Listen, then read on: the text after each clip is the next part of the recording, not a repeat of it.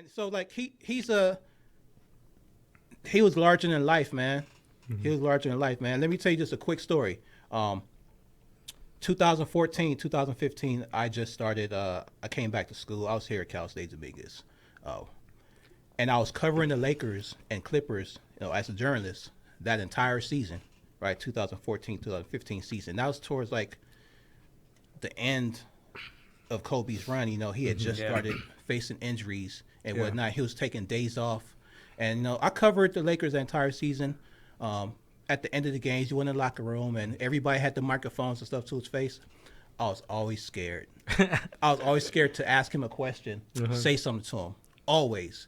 Every single time. You know what I mean? I'm like, you know what? I'll get my chance. Like, I gotta be there first, and like I gotta think of something, smart to say. Because like you got national TV, like everybody's gonna listen to what you say. You know what I mean? So you don't want to be that guy that says something dumb and screws up. I hate these fucking reporters. So the Cleveland Cavs came to town, and that's when LeBron had just came back to Cleveland.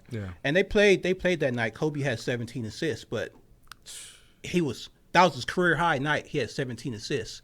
But leading up to the game, like, he'd been taking days off, hurt and whatnot. So at the end of the game and post game, we're sitting in the hallway.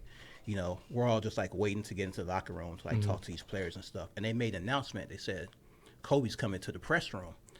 Kobe never comes to the press room, like ever. I'm like, oh shoot, like something's going on. So like I walk into the press room first, and I'm sitting there front row.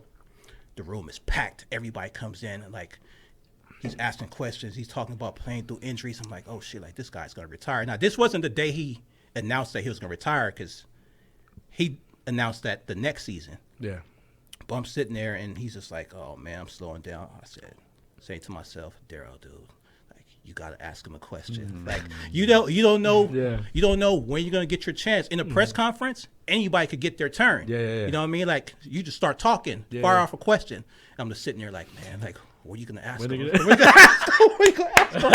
Like, so I sat there, I was like, oh, and my heart's beating, my heart's just pumping. Then like somebody said something, then it stops. I go, Kobe. You can check my Instagram page at Spitz Game, and you'll see the video on there. I go, Kobe, do you think it'll be easier for you to sit out games if the Lakers were winning? And like I got it out. I'm like, yes, I got it. My heart's just beating. He looked at me. It was like, oh no. I was like, if the Lakers were winning, I don't remember exactly what he said, but I was like, oh shit, like he just gave me a smart ass answer. It was like, it'll be easier for winning, because San Antonio's sister players all the time. Like it'll be easier. Like no, it wouldn't be easy. Like we're losing. Like I'm trying to win games. And, like it was over. Press conference over. Then he walked past me, and I like got up and I walked right behind him, and like everybody's just like flooding out the room, and I yell at him. I'm like, Kobe, and like he turned to look at me. I was like, man, sorry for asking that dumb question. Like he put his hand on my shoulder, and he goes like, man, don't worry about it, man. Just keep doing what you're doing. And like that's the only time I ever like gotten any type of close contact with him. You know what I mean? Like that close.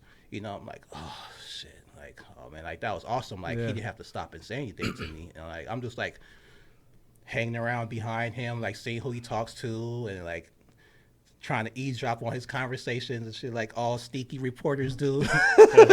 Trying to get the scoop on something, man. But like that dude was just larger than life, bro. It's like, I just think about that. I think about that moment now, and I've thought about it over and over. Like that was like the most intense like I ever felt, just like trying to talk to somebody. I'm like, if you could ask Kobe a question, like you could ask anybody a question now. You know what I mean? Like after that, I was just like asking questions like left or right. I can imagine. And I feel like that's part of like the Mamba mentality, right? Like you probably saw it as a failure because you were like,